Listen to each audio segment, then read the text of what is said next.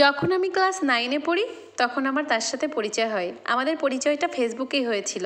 তাদের বাসার থেকে আমাদের বাসার দূরত্ব প্রায় 30 মিনিটের পথ। আমরা কিছুদিন পর পর প্রায় দেখা করতাম। তার একটু রাগ বেশি ছিল, আমার রাগ কম ছিল। আমি তার প্রতি অনেক দুর্বল ছিলাম। সে আমাকে বারবার ব্লক দিলেও আমি তার বন্ধুদের কাছে কান্নাকাটি করতাম। অনেক রিকোয়েস্ট করার পর সে ব্লক খুলে দিত। তারপর আমরা আবার কথা বলতাম। এভাবে চলতে চলতে আমাদের রিলেশনের 1.5 বছর পেরিয়ে যায়। এর মাঝেই আমার ফ্যামিলি থেকে আমাকে বিয়ের জন্য চাপ দিতে থাকে। আমার ফ্যামিলি সবাই জানে যে আমি একজনকে ভালোবাসি। এই সম্পর্কটা আমাদের ফ্যামিলি মেনে নিলেও তার ফ্যামিলি মেনে নেয়নি। তার ফ্যামিলির ইচ্ছে ছিল তাকে অনেক বড়লোক ঘরের মেয়ের সাথে বিয়ে করাবে। তারপরে আমরা দুজনে মিলে সিদ্ধান্ত নিলাম আমরা পালিয়ে বিয়ে করব। যে কথা সেই কাজ। আমি বাড়ি থেকে পালিয়ে তার কাছে চলে যাই। তারপর আমরা বিয়ে করি। এরপর সে আমাকে একটা রুম খুঁজে দিল আমি থাকবো বলে, কিন্তু সে সেখানে থাকবে না। তার কারণ হলো সে তার পরিবারকে কিছু জানায়নি।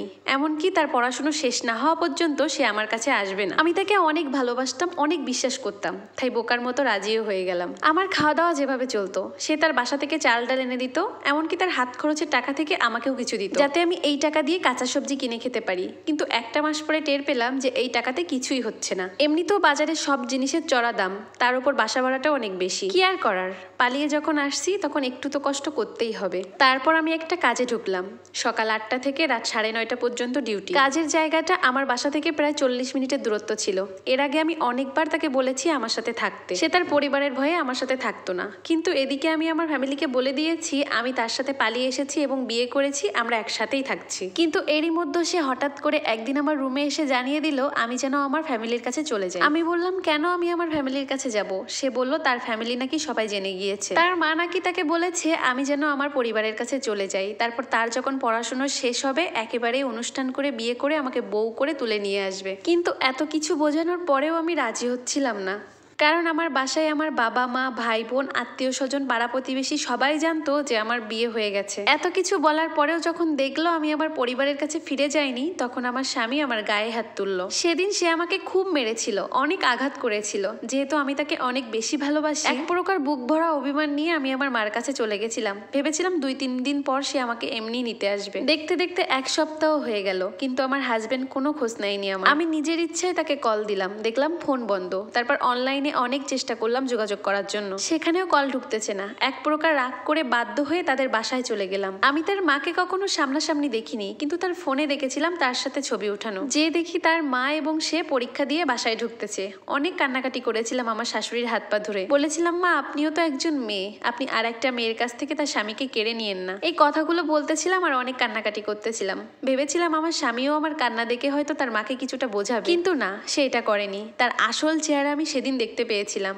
এতদিনের সম্পর্ক আমাদের, আমি তার বউ, কিন্তু আমার জন্য এতটুকুও মায়া লাগলো না তার। আমি তাদের বাসায় থাকতে চাওয়ায় বারবার আমাকে জোর করে হাত ধরে গেটের বাইরে দিয়ে আসতেছিল। আমি অনেকবার রিকোয়েস্ট করার পরেও যখন দেখলো কোনো কাজ হচ্ছে না, এক প্রকার সবার সামনেই সে আমার গায়ে হাত তুললো।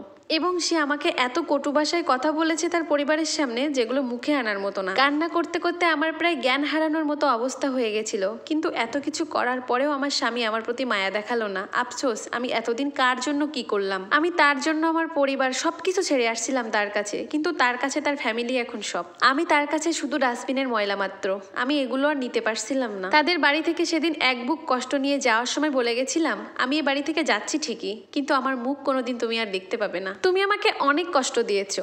এরপর আমি আমার পরিবারের কাছে চলে গেলাম। যাওয়ার পর আমার পরিবারও আমাকে ছাড়লো না, অনেক কথা শোনালো। বিশ্বাস করেন একটা এমন রাত নাই যে আমি কান্না করে ঘুমাই নাই। আমার জেদগুলো আবার জলে পরিণত হয়। যেহেতু ভালোবেসেছি, এত জেদ করে কি করব। আমি আবারও তাকে কল দিলাম। সে আমাকে শুধু ঘোরাতো, বলতো যা করেছি করেছি, আমি আবারও তোমাকে নিতে আসবো। সে বলতো 1 মাস ওয়েট করো, 2 মাস ওয়েট করো। আমিও বোকার মতো রাজি হয়ে গেলাম। একদিন আমার হাজবেন্ড আমাকে হঠাৎ করে ফোন দিয়ে আমার নাম, বাসার ঠিকানা সবকিছুই নিয়ে নিল আর বলল তোমার জন্য বড় একটা গিফট আছে, সারপ্রাইজ গিফট। আমিও মনে মনে অনেক খুশি হয়েছিলাম সেদিন। এতদিন আমার পরিবার আমাকে কথা শুনিয়েছে। আমি আমার মাকে জোর গলায় বলেছিলাম আমার স্বামী আমাকে নিতে আসতেছে খুব শীঘ্র। তোমরা আমাকে অনেক কথা শুনিয়েছো না, আর একটা কথা কথাও শোনানো লাগবে না। ওই দিন আমি অনেক খুশি ছিলাম।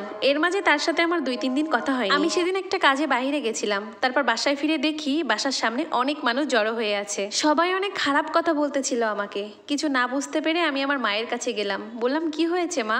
মা আমার সাথে কোনো কথা না বলে সজোরে একটা থাপ্পড় দিল, তারপর খুব খারাপ কথা শোনালো, সে তোকে ডিভোর্স পাঠিয়েছে। ঠিক এই কথাটুকু আমার বুকে সেদিন তীরের মতো আঘাত করলো। আমি কি করব বুঝতে পারছিলাম না, দম ফেটে কান্না আসছিল। কাপা কাপা কণ্ঠে আমি আমার হাজবেন্ডকে ফোন দিলাম। দেওয়ার পরে ওপাশ থেকে ভেসে আসলো, 50 লাখ টাকা দিতে পারবি তুই?